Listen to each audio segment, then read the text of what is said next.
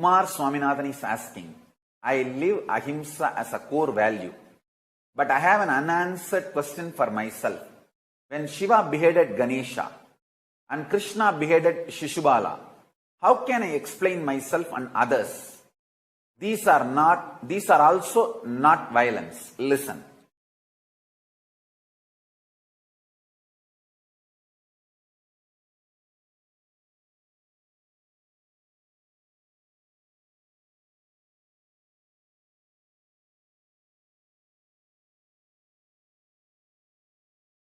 I'll explain now from Akashic records as it has happened.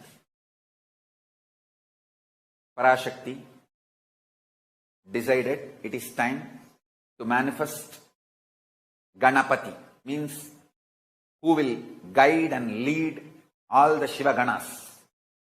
So she was making the body for that being from her own muscle memory and biomemory. While she was making, she decided Paramashiva has to come and add the bioenergy. She leaves that body and goes for bathing to get ready to do puja and invoke Paramashiva to add bioenergy into that being. But by the power Parashakti herself made, that being become alive and started moving around before even Paramashiva added his bioenergy, because of the power of Parashakti. But that being has not yet become fully conscious.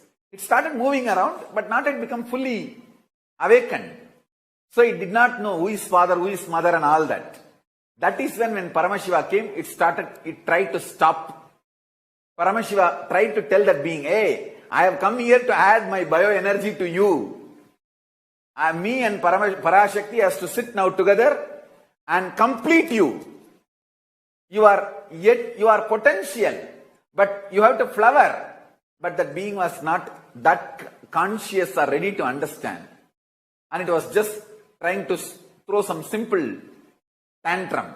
As a cute baby. Then Paramashiva understood he has to now cut the head and add forcibly the biomemory of Parashakti and bioenergy of him into that being to make that experiment success. So it is a simple experimental success strategy. To make the experiment success, it is a simple strategy he has to do. I should say it's the most non-violent decision Paramashiva made. He did not kill Ganapati. He just removed some parts, added his own bioenergy and biomemory of Parashakti and put the whole thing into it and put beautiful elephant head and made Ganapati and made him as the head of all the Shiva Ganas.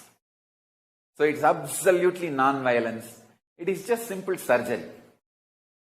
Surgery can never be a violence. It's like how you remove the tumor.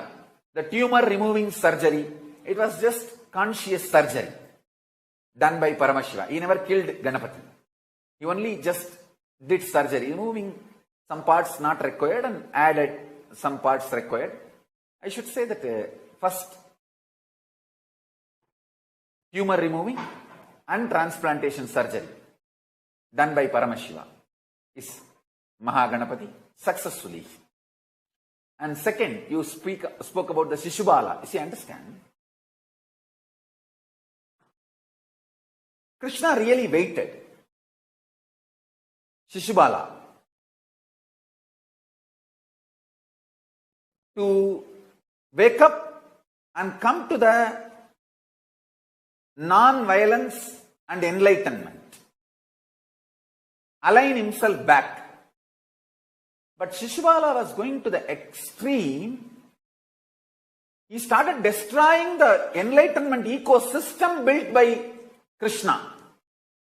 Now, he has to see the violence, non-violence from the larger scale He should not be violent. See, if Krishna did not kill Shishubala, it will be like a Krishna was violent to the larger humanity by letting the enlightenment ecosystem be destroyed.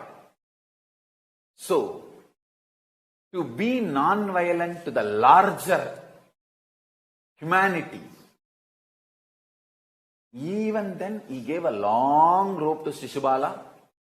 Finally, he has to cut the head of Shishubala and give enlightenment to Shishubala. If you read the story, the life, Atma of Shishubala reaches directly Krishna's feet. If Krishna wanted, he could have killed Shishubala by keeping Shishubala far away. He did not do. He killed Shishubala. He cut the head of the Shishubala in his breathing space.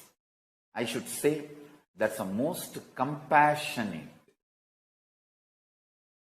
liberation he gave literally in his very breathing space. I should say the Shishubala's cut head fell at the feet of Krishna and the life got absorbed into Krishna Charana. I will say both are absolute non-violent acts.